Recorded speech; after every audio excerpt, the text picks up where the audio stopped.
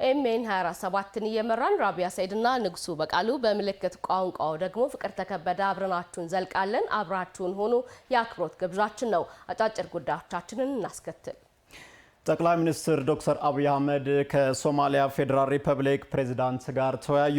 ጠቅላይ ሚኒስትር ዶክተር አብይ አህመድ ለአንድ ቀን የሥራ ጉብኝት ኢትዮጵያ ከመጡት የሶማሊያ ፌዴራል ሪፐብሊክ ፕሬዝዳንት ሐሰን ሼክ መሐመድ ጋር ተወያይተዋል። ጠቅላይ ሚኒስትሩ በማህበራዊ ትስስር ገጻቸው ባሰፈሩት መልእክት ባለፈው አንድ ዓመት እየሰራንባቸው የቆየነውን የሁለትዮሽ ግንኙነት ውይይቶች በመቀጠል ፍሬያማ ውይይት አድርገናል ብለዋል። የሐሳብ ልውውጣችን የወል የቅድሚያ ጉዳዮቻችንን ለመከወን ብሎም ለጠንካራ ግንኙነት ቀጠናዊ መረጋጋትና ልማት ያለንን ቁርጠኝነት በድጋሚ ያጸና ነበር ሲሉ አክለዋል።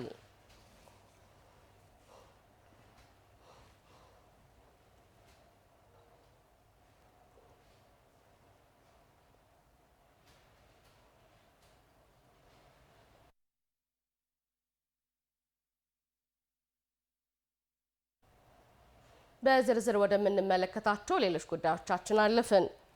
በሀገር አቀፍና በከተማ ደረጃ የተደረጉ ህዝባዊ ውይይቶች የመንግስትን ህዝባዊነትና የህዝብን ጥያቄ አድማጭነት ብሎም መፍትሄ ሰጭነት በውል ያሳየ መሆኑን በብልጽግና ፓርቲ የአዲስ አበባ ከተማ ብልጽግና ፓርቲ ቅርንጫፍ ጽህፈት ቤት ኃላፊ አቶ ሞገስ ባልቻ ተናገሩ።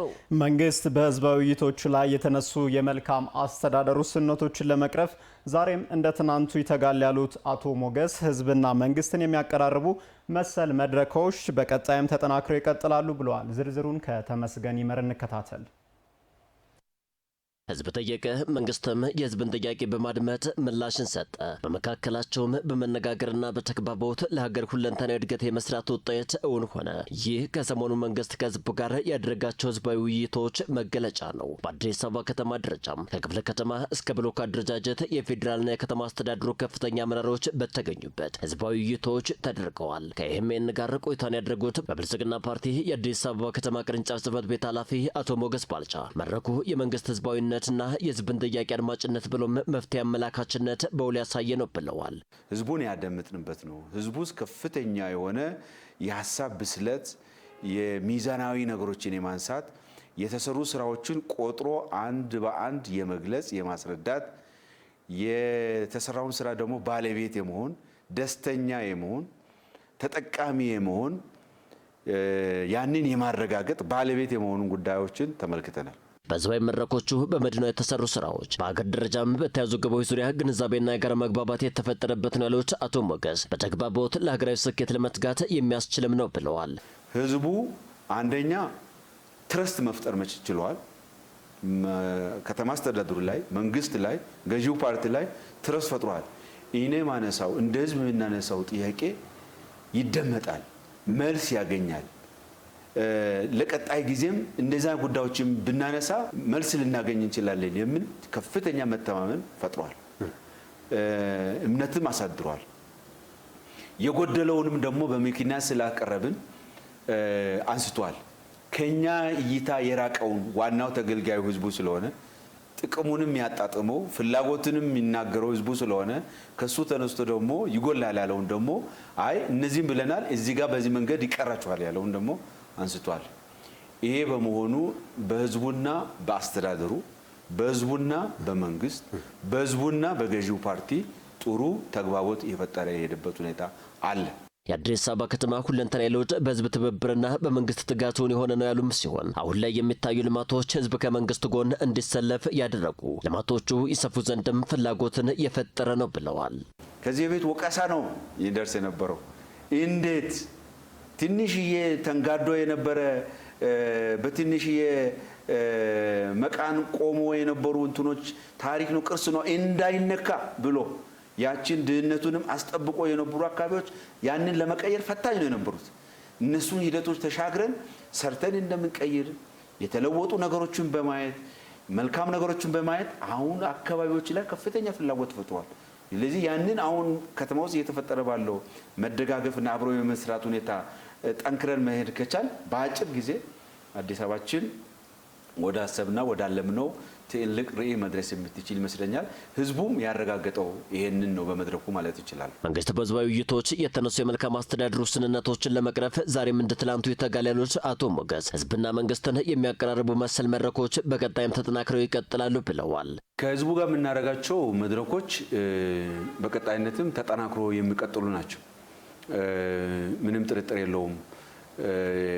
አንደኛ የከተማው ምክር ቤት የመረጧቸው ምክር ቤት አባላትም ወደ መረጧቸው ህብረተሰብ ክፍል ሄደው ህብረተሰቡ ጋር እየተወያዩ ከሚያገኙት ግብአት ተነስቶ አስፈጻሚ አካልን በቀጥታ ጥያቄ የሚያቀርቡበት ሁኔታ አለ። የተጠናክሮ ይቀጥላል።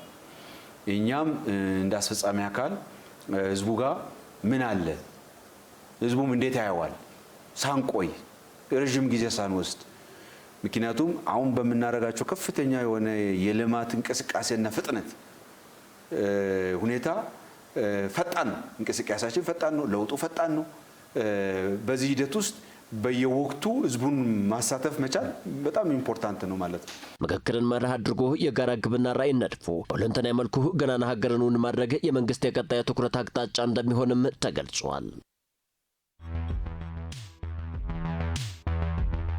ሚዲያችን በከተማችን አለ የሚባል በይዘቱና በፕሮግራሞቹ ህዝብና መንግስትን እያገናኘ ያለ ሚዲያ ነው።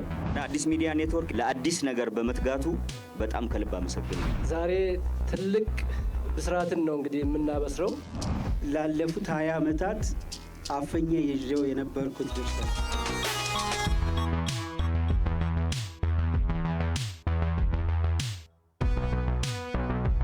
ሁሌ ከተማዋን እድገትን የሚመጥን ኮንተንት ማፍራት አለብን ብለን መጀመሪያ በሚባል ደረጃ ከ90% በላይ ውጭ ላይ የሚቀረስ በድርጊት የተሞላ ተከታታይ የቴሌቪዥን ድራማ በይፋ ልናበስር ዛሬ ተገናኝተናል።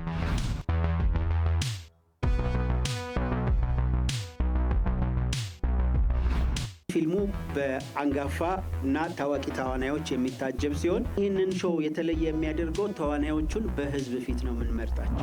በውብ አዲስ የሚሳተፉ ተዋናዮችን የምንመርጥበት የትወና ውድድር ዋና ዓላማው አዳዲስ ታለንትን ማሰስና ይህንን አዳዲስ ታለንት ደግሞ ፕሮሞት ማድረግ።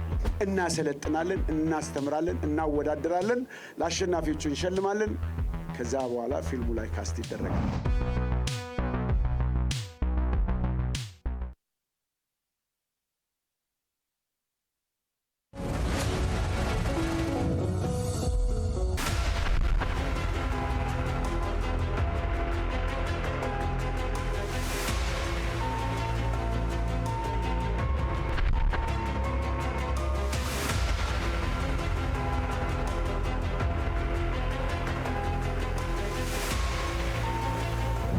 ፊት የነበረው ሳይሆን ዛሬ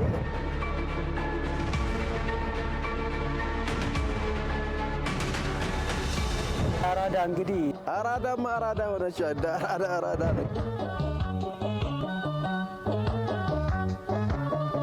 ቃላት ያንስሻል ያው ለመግለጽ ከጨለማ ወደ ብርሃን ከሞት ወደ ብርሃን።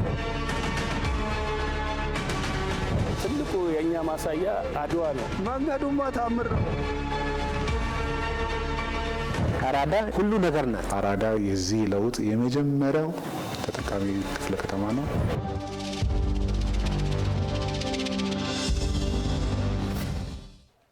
ከመልእክቶቹ ተመልሰናል። ተመልካቾቻችን ከአዲስ ሚዲያ ኔትወርክ ዘገባዎቻችን እንደቀጠሉ ናቸው። ህንድና ኢትዮጵያ ያላቸውን ታሪካዊ ወዳጅነት ወደ ዳበረ ስትራቴጂያዊ ትብብር ማሳደግ የሚያስችል ስምምነት ፈጽመዋል። ህብረ ብሔራዊ ባህሪና እሴት ያላቸው ሁለቱ ሀገራት የመሰረቱት ይህ ትብብር በዓለም አቀፍ ደረጃ ከፍ ያለ ተጽዕኖ መፍጠር የሚችል ስለመሆኑም ተነግሮለታል። ለመሆኑ ከኢትዮጵያ ጋር የረዥም ዘመን ወዳጅ ሀገር የሆነችው ህንድ በዓለም አቀፍ ደረጃ ያላት የተጽዕኖ ፈጣሪነት ደረጃ ምን ያክል ነው? በዚህ ጉዳይ ላይ መረጃ ሊነግረን ባልደረባችን አቡ ቻሌ ስቱዲዮ ይገኛል። አቡ እንደምን አምሽታል? መቀጠል ትችላለህ። አመሰግናለሁ በጣም።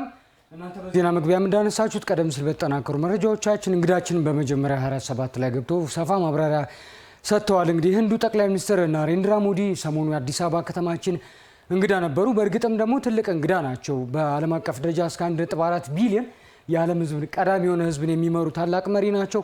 ከህዝብ ብዛቱ ባሻገር ደግሞ በዓለም አቀፍ ደረጃ ህንድ ያላት የፖለቲካ ማህበራዊ ደግሞ ኢኮኖሚያዊ ምጣኔ ሀብታዊ ጉልበቷ ደግሞ እኚሁ መሪ ምስጉን ያደርጋቸዋል። በተለያዩ ዓለም አካባቢዎች ላይ እንግዳ እንዲሆኑ አብስተው የሚፈለጉ ሰውም ጭምር ናቸውና ሀገራችን ኢትዮጵያ እሳቸውን አስተናግዳ ወደ ቀጣዩ ሀገር ሸኝታለች። ናሬንድራ ሞዲ ኢትዮጵያ በነበራቸው ቆይታም ከህዝብ ተወካዮች ምክር ቤት ከፌዴሬሽን ምክር ቤት አባላት ጋርም ፊት ለፊት የተገናኙበትን ይቅርታ አጋጣሚ መታዘብም ችለናል። ከዚህ ባሻገር ደግሞ ከጠቅላይ ሚኒስትር ዶክተር አብይ አህመድና ከሌሎች የኢትዮጵያ ከፍተኛ ባለስልጣናት ጋር ውይይት አድርገው ወሳኝ በሆኑ የኢኮኖሚ የትብብር ዘርፎች ዙሪያም ስምምነት ላይ መድረሳቸው ይታወቃል። እስከ 2000 ዓመት ወደ ኋላ የሚመዘዝ ታሪካዊ ግንኙነት ያላቸው ሀገራት ናቸው ኢትዮጵያና ህንድ። ይሁንና 1948 አካባቢ ሁለተኛው ዓለም ጦርነት ከተገባደደ ማግስት ጀምሮ ነው እንግዲህ በዲፕሎማሲያዊ ደረጃ ይፋዊ ግንኙነት የጀመሩት። የዘገዩ ናቸው 2000 ዓመት ዲፕሎማሲያዊ ትብብር እንደማሳለፋቸው። ያም ሆኖ ግን ናሬንድራ ሞዲ ኢትዮጵያ በነበሩበት ጊዜም ይህንን ታሪካዊ ግንኙነት ስትራቴጂያዊ ወደሆኑ ዘርፎች በዲፕሎማሲ ወይም በዓለም አቀፍ የግንኙነት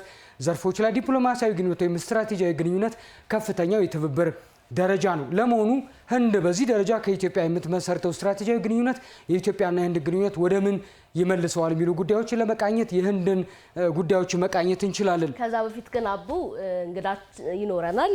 በእንግዳችን የዋቻሞ ዩኒቨርሲቲ የፖለቲካል ሳይንስና ዓለም አቀፍ ግንኙነት መምህር አቶ ሙሉዓለም ኃይለማርያም ናቸው። በትክክል ምናልባት እሳቸው ማግኘት ከቻልን እንግዲህ የአቶ ሙሉዓለም እንደምናመሹ በድጋሚ የኢትዮጵያና ህንድ ታሪካዊ ግንኙነት አሁን እንግዲህ ወደ ስትራቴጂካዊ ወዳጅነት ተቀይሯል ስንል አንድምታው ምን ያህል ነው? ትርጉሙስ እንዴት ይገለጻል?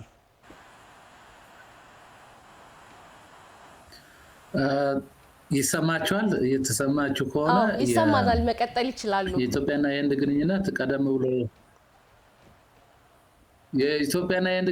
ቀደም ብሎ ወንድማችን እንዳነሳውም በጣም የረጅም ጊዜ 2000 ዓመት ኒርሊ የደረሰ ነው ማለት እንችላለን።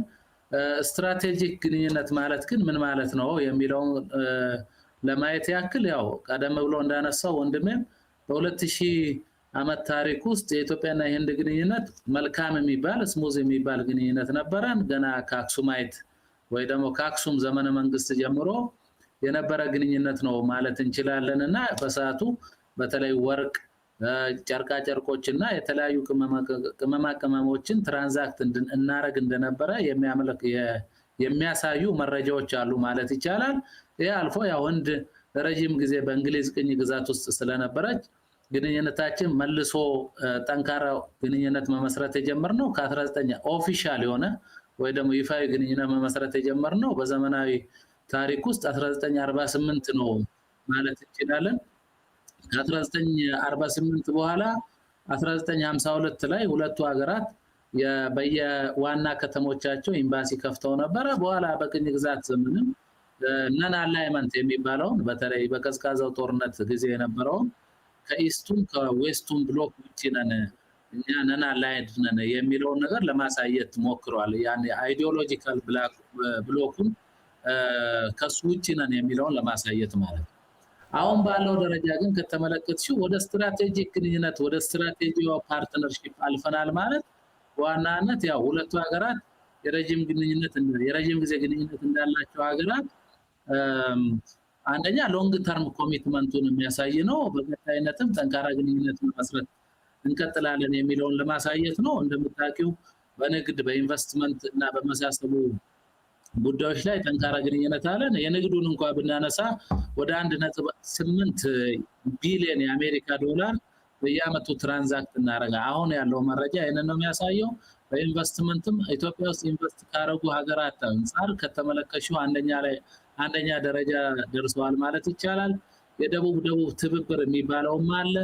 ብሪክስን ማንሳት እንችላለን እና አሁን የመሪውም እዚህ ሀገር መጥተው ጉብኝት ማድረጋቸው ግንኙነታችን ወደ ስትራቴጂክ ደረጃ መድረሱን የሚያመለክት ነው ማለት ወይ ደግሞ ስትራቴጂያዊ ትብብር። ስትራቴጂክ ሲባል ለአጭር ጊዜ ለተወሰኑ ጉዳዮች ወይ ደግሞ አድሆክ ለሆኑ ጉዳዮች ሳይሆን በረጅም ጊዜ ውስጥ የጋራ ጥቅማችንን በተለይ ብሔራዊ ጥቅም ብለን ፍሬም ያደረግናቸው ነገር ላይ ብቻ ፎከስ አድርገን የምናከናውናቸውን ለማሳየት የተሞከረ ነው ማለት እንችላለን። መልካም አቶ ሙሉዓለም ጥያቄያችንን አልጨረስንም፣ ከስቱዲዮ እንመለሳለን። አቡ በዚህ ጉዳይ ላይ ተጨማሪ መረጃዎችን ብታደርሰን። መልካም እንግዲህ የዋቻሞ ዩኒቨርሲቲ ተመራማሪው ቀደም ሲል እንዳነሱት የኢትዮጵያና ህንድ ያላቸው የረጅም ዘመን ዲፕሎማሲያዊ ግንኙነት አሁን ስትራቴጂ የሚባል ነው። በውጭ ግንኙነቱ ስትራቴጂያዊ ማለት በከፍተኛ ደረጃ ልናነሳ የምንችለው ነው። በብዙ ዘርፎች ላይ አብረው መስራት የሚችሉባቸው እድሎችን አብረው ማመቻቸት እድል እንዳላቸው ጭምር ነው። ለመሆኑ ህንድ ማነች የሚለውን የተወሰኑ መረጃዎች እናጋራ። በዓለም አቀፍ ደረጃ ቀደም ሲል ካነሳ ነው ከ1.4 ቢሊዮን በላይ የዓለም ቀዳሚ ህዝብን የምታስተዳድር ሀገር ነች። ከዛ ባሻገር ደግሞ በተለይ እንደ ኢትዮጵያ ካሉ ሀገራት ጋር የሚኖራት ዲፕሎማሲያዊ ግንኙነት ትርጉም ሊሰጡ የሚችሉ የተወሰኑ ዘርፎች አሉ። አንደኛው ጉዳይ የመከላከያ ኃይሏ ነው። አሁን ባለው ሁኔታ ህንድ ካላት ከፍተኛ የዜጋ ቁጥር እኩል እንኳን መስተካከል የማይችልም ባይሆንም በዓለም አቀፍ ደረጃ እጅግ በጣም የሚፈራ የሚባልለት ከዘመን ጋር አብሮ የሚሄድ የዘመናዊ ቴክኖሎጂዎችን የታጠቀ እጅግ በጣም ዘመናዊ የተባለ ጦር ያደራጀች ሀገር ነች። እንደሚታወቀው በዓለም አቀፍ ደረጃ የኒውክሌር ጦር መሳሪያን ከታጠቁ ጥቂት ከሚባሉ ሀገራት ውስጥ ህንድ አንደኛዋ ነች። በዓለም አቀፍ ደረጃ ደግሞ እንዲሁ ደረጃ ካስቀመጠን አይቀር በዓለም አቀፍ ደረጃ አራተኛ ደረጃ ሊቀመጥ የሚችል ወታደራዊ ጉልበትን መገንባት የቻለች በዓለም አቀፍ ደረጃ እጅግ በጣም ተጽዕኖ መፍጠር የሚያስችል አቅም ያላት ሀገር እንደሆነች ማንሳት እንችላለን።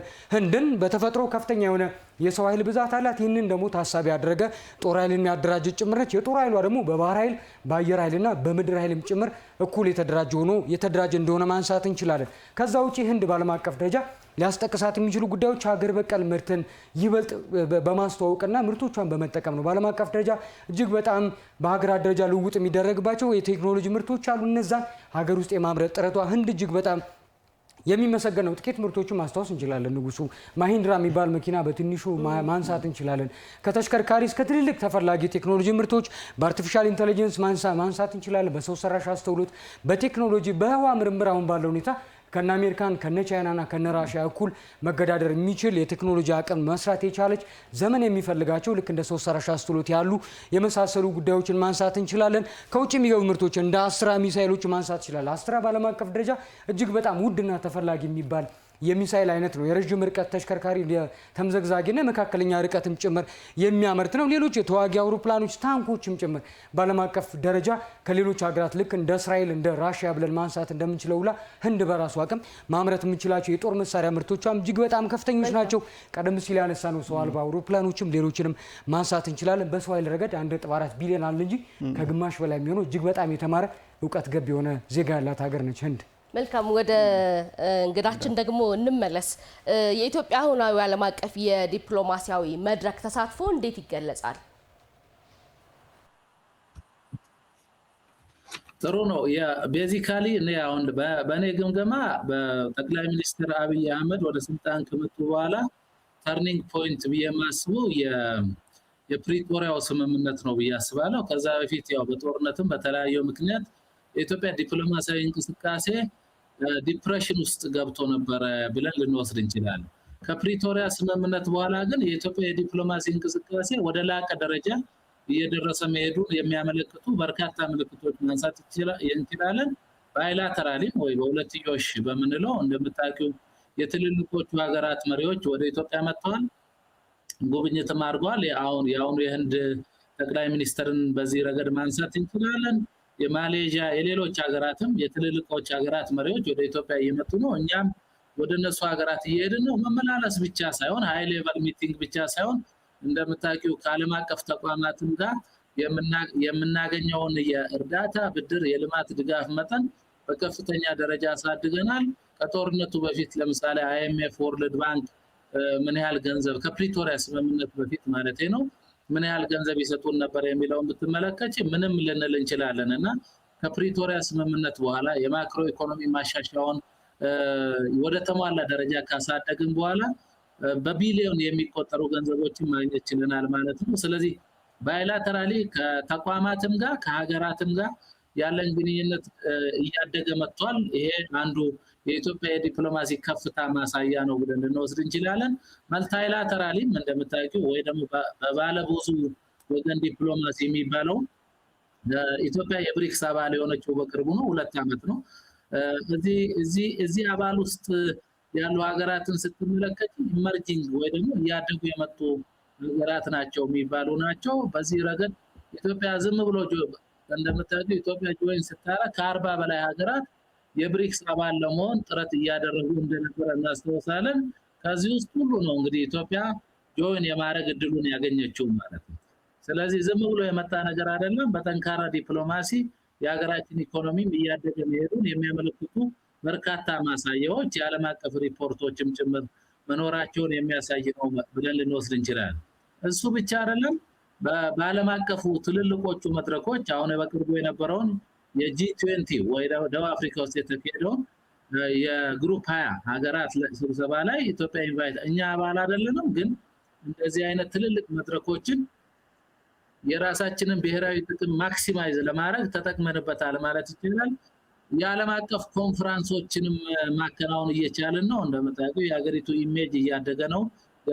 በገጽታ ግንባታ ደረጃ እያሳደግን ነው። ሀገሪቱ ወደ ተረጋጋ ሰላም እየመጣች ነው የሚለውን መልእክት የሚያሳዩ ስላሉ በብዙ መልኩ የ2017ን እንኳን ብትመለከቺ ከ150 በላይ የዓለም አቀፍ ስብሰባዎችን ከትልልቆቹ የምግብ ዋስትና አሁንም እንደምታውቁ የኮፕ ስብሰባ ልናከናውን በዝግጅት ላይ ያለ ነው። ስለዚህ የሀገራችን የዲፕሎማሲ እንቅስቃሴ ባለፉት ዓመታት በከፍተኛ ደረጃ እያደገ መጥቷል። ከኢትዮጵያ ጋር እንደ ጌትዌይ የአፍሪካ ጌትዌይ በርካታ ሀገራት በቅርበት ለመስራት ትልቅ ፍላጎት እንዳላቸው የሚያሳዩ ምልክቶች አሉ ብለን እንወስድ እንችላለን። በታላቁ ህዳሴ ግድብ ያደረግነው ነገር አለ። አሁን ደግሞ የነዳጅ የጋዝ ምርት ለማምረት ጥረት እያደረግን ነው። እነዚህ ሁሉ ተደማምረው ኢትዮጵያ ተፈላጊ ያው ሂስቶሪካል እንደመሆኑ ሀገር ያልተገዛች በቅኝ ግዛት እንዳልተገዛ ሀገር እያደገ የሄደ ዲፕሎማሲያዊ እንቅስቃሴ እያከናወንን ነው ማለት ይቻላል። ባይላተራል ላይ መልታይላተራል። መልካም። የዋቸሞ ዩኒቨርሲቲ ፖለቲካል ሳይንስና ዓለም አቀፍ ግንኙነት መምህር አቶ ሙሉዓለም ኃይለማርያም ለሰጡን መረጃ እናመሰግናለን። አቦ ስቱዲዮ ተገኝተህ ላደረስከን መረጃ አብዝተን እናመሰግናለን። ሸጋ ምሽት ይሆንላችሁ። ተመልካቾች አዲስ ሚዲያ ኔትወርክ ላይ ትገኛላችሁ። የሜን 27 ምዕራፍ 2 በቀጥታ ስርጭት በርካታ መረጃዎችን ወደ እናንተ እያደረሰ ይገኛል። አሁንም ኢትዮጵያና ህንድ ጉዳይ ላይ እንቆያለን። አብራችሁን አምሹ። የኢትዮጵያና ህንድ ዲፕሎማሲያዊ እንቅስቃሴ ወደ ስትራቴጂካዊ አጋርነት ማደግ ሌሎች ሀገራት የኢትዮጵያን ተፈላጊነት እንዲገነዘቡ ያስችላል አሉ አምባሳደር ዲና ሙፍቲ። የሁለቱ ሀገራት የቆየ ዲፕሎማሲያዊ ግንኙነት የአፍሪካ ህንድ ግንኙነት ወደ ላቀ ምዕራፍ የሚያሸጋግር ስለመሆኑም አምባሳደር ዲና ገልጸዋል። አምባሳደሩ በሁለቱ ሀገራት መካከል የተደረገውን ስምምነት በትኩረት መተግበር ይገባልም ነው ያሉት። ዘገባው የሄለን ጀንበሬ ነው። አፈወርቅ አለሙ ያቀርበዋል። ጥንታዊቷ እንዲሁም የታሪክና የስልጣኔ ባለቤት የሆነችው ኢትዮጵያ ዘመናዊ ታሪክና የስልጣኔ ባለቤት ከሆነችው ህንድ ጋር የመሰረቱት ወዳጅነት እድሜ ጠገብ በሚያስብል ወዳጅነት የተኳለ ነው። ከ2000 ዓመታት በላይ የዘለቀው ወዳጅነቱ በህንድ ውቅያኖስና በቀይ ባህር አማካኝነት የአፍሪካን ድንበር የተሻገረ የንግድ ግንኙነት እንደነበረም ነው የታሪክ ድርሳናት የሚያወሱት። ሁለቱ ሀገራት በዘመናዊ ዲፕሎማሲ ደግሞ ከ1948 ዓ.ም ጀምሮ ግንኙነት መስርቷል።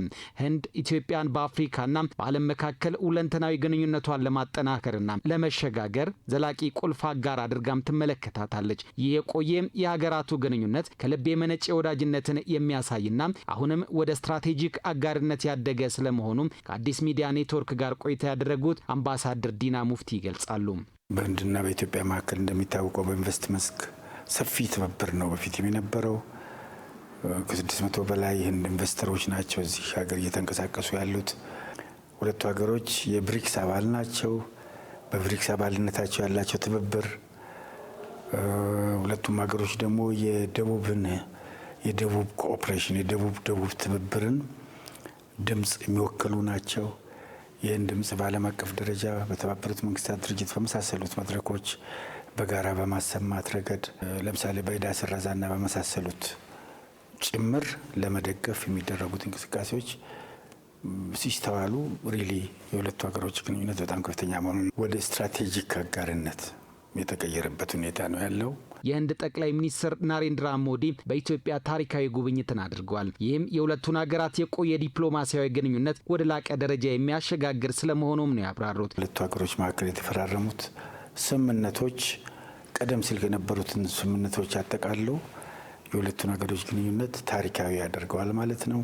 ጠቅላይ ሚኒስትሩ አቀራረብ ንግግራቸውም በኋላም ንግግራቸውን ከጨረሱ በኋላ እያንዳንዱን የፓርላማ አባል እየሄዱ ሰላምታ ሲለዋወጡ በከፍተኛ ስሜት የታጀበ ነገር ነው ያለውና ይሄ ለሁለቱ ሀገሮች ግንኙነት ትልቅ መሰረት ይጥላል። የሁለቱ ሀገሮች ግንኙነት ማቴሪያል ብቻ ሳይሆን ሳይኮሎጂካል ስነ ልቦናዊ ጭምር እንደሆነ ጥልቀት ያለው ስሜት ለሀገር እንዳላቸው በኢትዮጵያ ውስጥ እየተካሄደ ያለው ሪፎርም በጣም ኢምፕሬስ እንዳደረጋቸው ያሳያል። በሌላ መልኩ ከሁለቱ ሀገራት ግንኙነቶች ባለፈ ኢትዮጵያ በዓለም አቀፍ ደረጃ እየጨመረ የመጣውን የዲፕሎማሲያዊ ስራዋን እየላቀ እንደሚሄድ ያሳያል ያሉት አምባሳደሩ የተለያዩ የዓለም ሀገራት የኢትዮጵያን እድገት የሚያዩበት መንገድ ይከፍታልም ብለዋል። ዓለም አቀፍ ህብረተሰብም ከዚህ የሚገነዘበው ኢትዮጵያ በሪፎርሙ ምክንያት እየተለወጠች እያደገች ሄደችበት ሁኔታ ነው ያለው።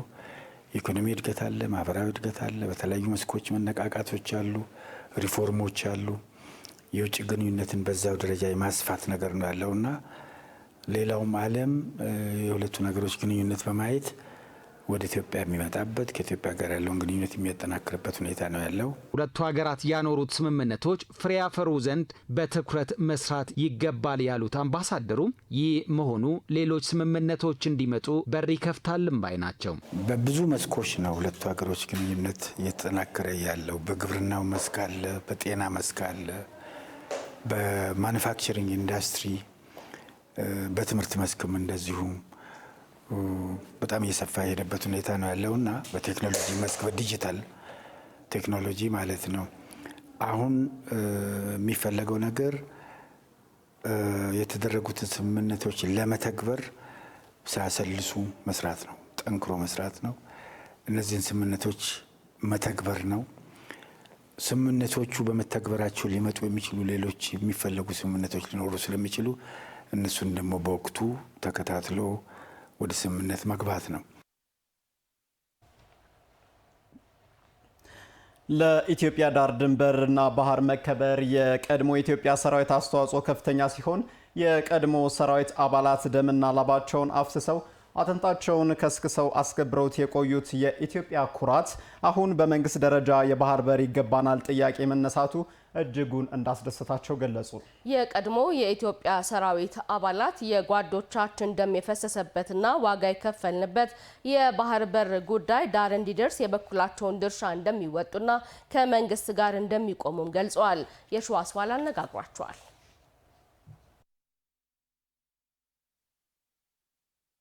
ኤርትራ ላይ ዓመታትን በዘለቀ ጦርነት የቀድሞ የኢትዮጵያ ሰራዊት አባላት ላባቸውን ብቻ ሳይሆን ደማቸውን አፍስሷል፣ አጥንታቸውንም ከስክሷል። ኢትዮጵያ የባህር በሯ ተከብሮ እንዲኖር በርካቶችም ውድ ሕይወታቸውን ሰውቷል።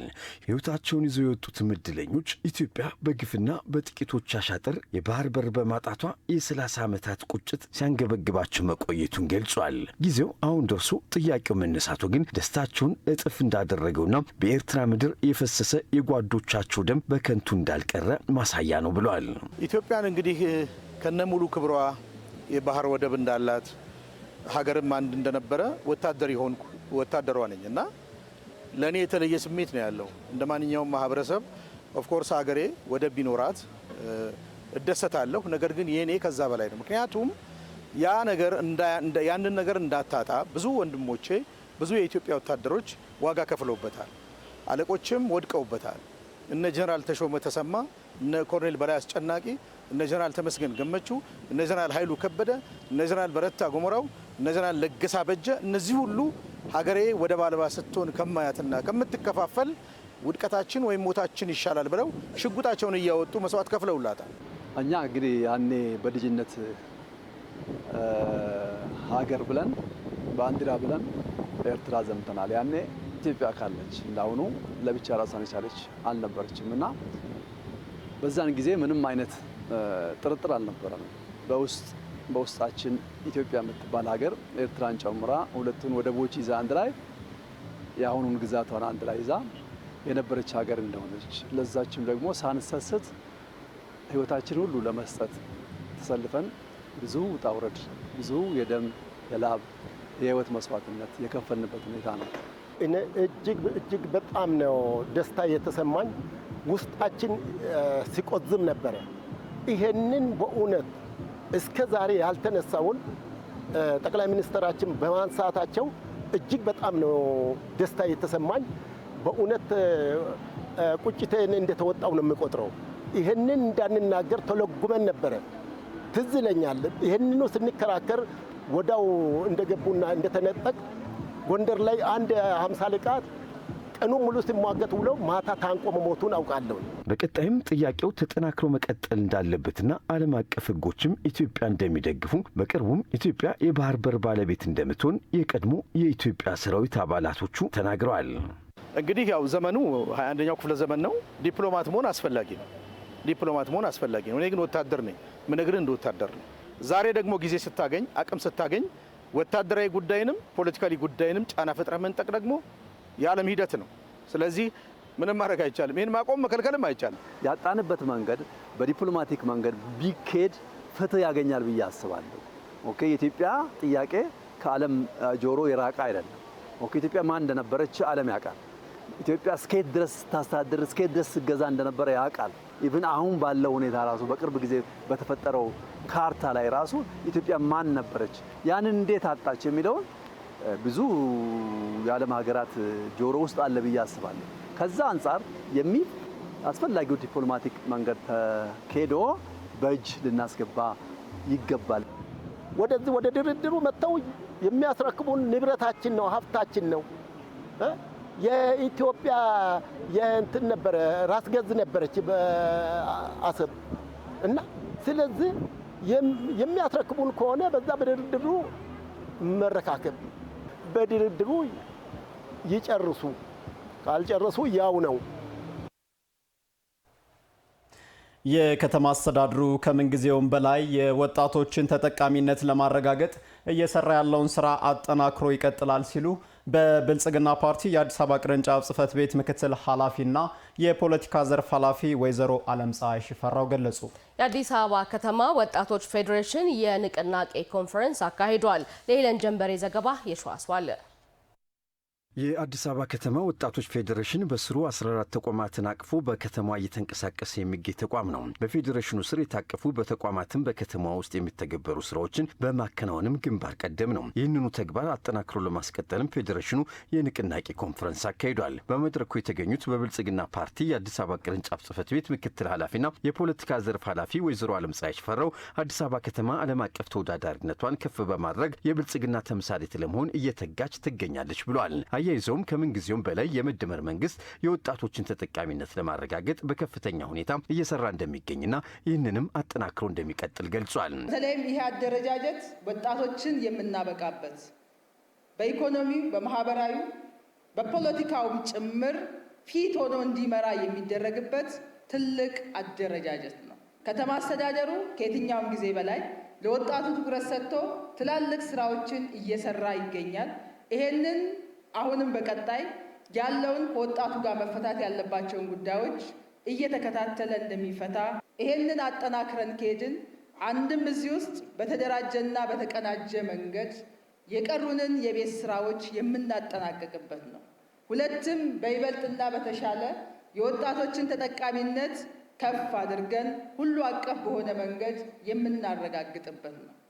የአዲስ አበባ ወጣቶችና ስፖርት ቢሮ ኃላፊ አቶ በላይ ደጀን የወጣቶች ኢኮኖሚያዊ፣ ፖለቲካዊና ማህበራዊ ተሳትፏቸው ይጎለብት ዘንድ ፌዴሬሽኑ ከፍተኛ አስተዋጽኦ እንደነበረው አንስተዋል። ፌዴሬሽኑን ፌዴሬት ማድረግ በጣም ወሳኝ ነው። ምክንያቱም ብዙ አደረጃጀቶችን አቅፎ በስሩ የሚንቀሳቀስ ነው።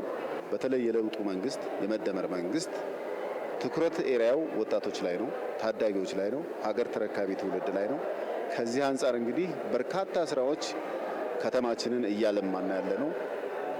ይሄ እየለማ ያለው ልማት ይሄው ወጣት የሚረከበው ነው። የሚረከበውን ሀገርና ከተማ ደግሞ መጠበቅ አለበት፣ ማጽዳት አለበት፣ መንከባከብ አለበት። የአዲስ አበባ ወጣቶች ፌዴሬሽን ፕሬዝዳንት ገዛኝ ወልዴ የከተማዋን ሁለንተናዊ ልማት ይሳካ ዘንድ የወጣቶች ሚና ከፍተኛ እንደነበርም አንስቷል።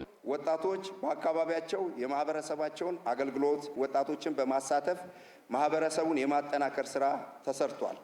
የሰላም አስተማማኝ ፕሮጀክት ወጣቶችን በአካባቢያቸው የሰላም አስተማማኝነትን ፕሮጀክትን በመቀጠልና በመደገፍ ሰላምን በተግባር መገንባት ላይ እንዲሳተፉ ተደርጓል። ንቁ ሰላማዊ የፖለቲካ ተሳትፎ የሚያደርጉ ትውልድ በመፍጠር ከፍተኛ እንቅስቃሴ እያደረግን እንገኛለን። ለኑሮ ምቹ የሆኑ የአረንጓዴና ነፋሻማ ጤናማ ተስማሚ ከተማን ምስረታ ላይ ከፍተኛ ተሳትፎና ድጋፍ በማድረግ ላይ እንገኛለን። አጠናክረንም እንቀጥላለን። በመድረኩ የተሳተፉ ወጣቶች በከተማ ውስጥ ያሉ የልማት ተግባራት በውጤታማነት ይቀጥሉ ዘንድ በትጋት እየሰራን እንገኛለን ያሉ ሲሆን ይህንንም አጠናክረው እንደሚቀጥሉ ተናግረዋል። ሀገሪቱ ላይ የሚታዩ ነገሮች አሉ። ብዙ ነገሮች ተስፋ ስለሚታይ ትውልድም ደግሞ ብዙ የሚያማረ ስራ አድርገን እኛ እንደ አዲስ አበባ ወጣቶች ፌዴሬሽን ብዙ የተግባባነው ነገር አለ። ያው መንግስት በተለያየ አይነት ተግባር ላይ እየሰራ በኮሪደር ተግባር ላይ ከፍተኛው ሚና እየተጫወተ ይገኛል። እንደ ተቋማችንም በርካታ ወጣቶች የኛ ነው የኔነት ስሜት ኖሮት በርካታ ወጣቶች በበጎ ፍቃድ ኮሪደር አካባቢ ላይም ከመንግስት ጋር ጎን በመሆን አብሮ የሚያግዝበት ሂደቶች አሉ። እንግዲህ ትልቅ ተግባር መንግስት እየሰራ ያለበት ሂደቶች አሉ። እኔም ደግሞ እንደራሴ በጉልበትም በተለያየ ነገሮች በአቅም ደረጃም በጉልበትም ኮሪደር ላይም የተለያየ መንግስት የሚሰራቸው ልማት ላይ ለመሳተፍ ዝግጁ ነኝ ማለት ነውና ከተማ አስተዳደሩም እያገዘ ስለሆነ በቀጣይ ተቋሙ ተደራጅቶ የወጣቶችን ተጠቃሚነት ከማስጠበቅ አንጻርም በጎ ፈቃደኛ ስራዎች ይበልጥ ተደራሽ እንዲሆኑ ስራዎች እንደሚቀጥሉ በቀጣይ እንደ መንግስት የሚሰራቸው ስራዎች ላይ እንደ ወጣት የከተማ ሰላም ላይ ምርጫ ላይ እንደ ወጣት የተሻለ ተሳትፎ እንደምናደርግ ተወያይተናል፣ ተነጋግረናል። ፌዴሬሽኑ በጎ ፍቃድ ለማህበረሰብ ለውጥ የወጣቶች ሚና ለሁለንተናዊ ብልጽግና በሚል መሪ ሀሳብ ነው የንቅናቄ ኮንፈረንሱን ያካሄደው። አዲስ ሚዲያ ኔትወርክን ጨምሮ 12 ተቋማት ቀልጣፋ አገልግሎት ለመስጠት የሚያስችል ጥምረት ፈጠሩ። በፐብሊክ ሰርቪስና የሰው ሀብት ልማት ቢሮ የሚመራው ጥምረቱ አገልግሎትና ቴክኖሎጂ ክላስተር የሚሰኝ ነው። ዘጋቢያችን ቤተልሔም አየነው ዝርዝሩን ይዛለች። አዲስ ሚዲያ ኔትወርክ ወደ ህብረተሰቡ በመቅረብ በመንግስት የተሰሩ የልማት ስራዎችና በመልካም አገልግሎት አሰጣጥ ምሳሌ የሚሆኑ ተቋማትን በጎ ስራ ጉልቶ በማሳየት መነሳሳትና ተስፋ ከሚሰንቁ ዘገባዎቹ ጎን ለጎን በህብረተሰቡ የሚነሱ ጥያቄዎችንና የመልካም አስተዳደር ችግሮች እንዲፈቱ የሚመለከታቸውን አካላት ፊት ለፊት በመጠየቅ የሚያሰናዳቸው አገልጋዩ ዋርካና የአገልግሎት ቅኝት መሰናዶዎች ተጠቃሽ ናቸው። የከተማ አስተዳደሩ የመንግስት ተቋማት አገልግሎት አሰጣጥን ለማሻሻል የሀብት አጠቃቀምን ውጤታማ ለማድረግ ወጥ አሰራርን በማዘጋጀት በተቋማት መካከል ትብብር ና ቅንጅትን ለማጎልበት የሚያስችል የቅንጅታዊ አሰራር ስርዓት በመዘርጋት የህብረተሰቡን የልማትና መልካም አስተዳደር ጥያቄ መፍታት ዓላማ ያደረጉ ክላስተሮች ተቋቁመው በስራ ላይ ይገኛሉ። የዚሁ አካል የሆነና አዲስ ሚዲያ ኔትወርክን ጨምሮ 12 ተቋማት መካከል ቀልጣፋ አገልግሎት ለመስጠት የሚያስችል ጥምረት ተፈጥሯል። በፐብሊክ ሰርቪስና የሰው ሀብት ልማት ቢሮ የሚመራው ጥምረት አገልግሎትና ቴክኖሎጂ ክላስተር የሚሰኝ ነው። በምክትል ከንቲባ ማዕረግ የአዲስ አበባ ፐብሊክ ሰርቪስና ሰው ሀብት ቢሮ ኃላፊ ዶክተር ጀማሉ ጀንበር አደረጃጀቱ እንደ ከተማ ውጤታማነቱ ታምኖ በት የተከናወነ ነው ብለዋል። ሁላችንም እንደምናውቀው የቅንጅት ስራዎችን በተመለከተ ተቋማት በየራሳቸው በተበታተነ መልኩ የትስስር ሰነዶችን ተፈራርመው ስራዎችን ሲሰሩ እንደነበር የሚታወቅ ነው። ይሄ አደረጃጀት እንደ ከተማ ውጤታማነቱ ምን ይመስላል የሚለው ቼክ ሲደረግ አላስፈላጊ ምልልሶችን ከጊዜም ከሪሶርስም አንጻር ብክነት የሚያስከትል ከውጤታማነትም አንጻር በሚፈለገው ደረጃ ተቋማት ተቀናጅተው በጋራ በቅንጅት መስራት የሚገባቸውን ስራ ከመስራት አንጻር ክፍተቶች እንዳሉ ስለታየ በከተማ ደረጃ የቅንጅታዊ ስራዎችን በተመለከተ ማንዋል ተዘጋጅቶ የጋራ ተደርጎ አስተባባሪ ተቋማት ያሏቸው ክላስተሮች እንዲፈጠሩ በተቀመጠው አቅጣጫ መሰረት አጠቃላይ እንደ ከተማ ሊኖሩ ይገባሉ ተብለው ከተለዩት ክላስተሮች ውስጥ አንዱ የአገልግሎትና የቴክኖሎጂ ክላስተር ነው። በክላስተሩ ውስጥ አገልግሎት አሰጣጥ ላይና ቴክኖሎጂ ላይ ሚና ያላቸው ብሎም ዘርፈ ብዙ ተግባራትን የሚከውኑ ተቋማት እንዲካተቱ መደረጉንም አንስተዋል። በዚህ ክላስተር ውስጥ ከአገልግሎት አሰጣጥ ጋር በተያያዘ ከቴክኖሎጂ ልማትና አጠቃቀም ጋር በተያያዘ ድርሻ ያላቸው ተቀናጅተው ሊሰሩ የሚገባቸው ተቋማት እዚህ ላይ እንዲታቀፉ የተደረገበት ሁኔታ አለ። በዋናነት አገልግሎት አሰጣጡ ላይ የቴክኖሎጂ ላይ ድርሻ ያላቸው ተቋማት እንደተጠበቁ ሆነው ደግሞ በሁለተኛ ደረጃ ዘርፈ ብዙ ስራዎችን የሚያስተባብሩ ተቋማትም እንዲካተቱ የተደረገበት ሁኔታ ነው ያለው። አዲስ ሚዲያ ኔትወርክም 12 ተቋማት በጋራ በሚሰሩበት የአገልግሎትና ቴክኖሎጂ ክላስተር ውስጥ የህዝብ ድምጽነቱን በማስቀጠል የህብረተሰቡን ግንዛቤ ለማስፋት አገልግሎቱን በገለልተኝነት ለመፈተሽና ሌሎች ስራዎችን ለማከናወን የሚያስችል መሆኑ ተጠቁሟል። የተቋሙ ዋና ስራ አስፈጻሚ አቶ ካሳሁን ጎንፋ አዲስ ሚዲያ ኔትወርክ ህዝብና መንግስትን የሚያቀራርብ ስራውን አጠናክሮ እንደሚቀጥል አንስተዋል። በዋናነት አዲስ ሚዲያ ትኩረት አድርጎ እየሰራ ያለው ህዝብና መንግስትን የሚያቀራርቡ ስራዎች ላይ ትኩረት አድርገን ነው እየሰራን ያለ ነው። እኛ የትውልድ ድምጽ ነን። ስማችን የትውልድ ድምጽ ስንል ደግሞ በተጨባጭ ህዝብ ውስጥ ያለውን ሀሳብ ወደሚመለከተው አካል እንወስዳለን። ከመንግስት ደግሞ የሚወጡት ፖሊሲዎች ወደ ማህበረሰቡ እንዲደርስ እናደርጋለን። ይሄ ሚዲያ በህዝቡና በመንግስት መሀል ድልድይ ሆኖ ስራውን የሚሰራበትን አግባብ እየፈጸምን ነው ያለ ነው። ቅንጅት መስራት ውጤታማ እንደሚያደርግ ያነሱት ዋና ስራ አስፈጻሚው ይህ ስምምነት እንደ እድል በመውሰድ ጣቢያው ለማህበረሰቡ ድምጽ የመሆን ስራውን አጠናክሮ ይቀጥላል ብለዋል። እንደ እድል ነው የምንወስደው። ይሄ ተግባር በብቻችን ተበታትነን ስንሰራ ሙሉ አቅም አይኖረንም። ሴክተሮችም ዛሬ እንደ ቅንጅት ይሄ ብቻ አይደለም፣ ሌላ ቦታም የተቀናጀን አለ። እኛ ብዙ ቦታ እንደርሳለን። ምክንያቱም ከተማችን ውስጥ ካለው ልሳን አንጻር ልሳን ሆነን የማገልገል አንጻር ሁሉም ቦታ በመቀናጀት ብዙ ስራዎችን ነው እየሰራን ያለ ነው ማለት ነው። ስለዚህ ብቻችን ከምንሮጥ በተቀናጀ ደግሞ ስንሮጥ አቅም ይሆነናል። አቅማችን ደግሞ ስናጠናክር ብዙ ቦታ ህዝቦችን የምንደርስበት ሜካኒዝሞች ይፈጥርልናል እና ይሄን እንደ እድል ተጠቅመን የተሻለ ስራ ህዝባችንን የምናስደስትበት የህዝባችንን እውነተኛ ድምጽ የምንሆንበት ጊዜ ነው ብዬ ነው የማስበውና እኔ በዚሁ አጋጣሚ የአዲስ አበባ ከተማ አስተዳደር በአጠቃላይ ዛሬ ደግሞ በቅንጅት የተፈራረምነው ፓብሊክ ሰርቪስ ቢሮን እጅግ አድርጌ ማመስገን እፈልጋለሁ። 12 ተቋማትን ያቀፈው የአገልግሎትና ቴክኖሎጂ ክላስተር ስምምነት የየተቋማቱ ስራ ኃላፊዎች በተገኙበት ተፈርሟል።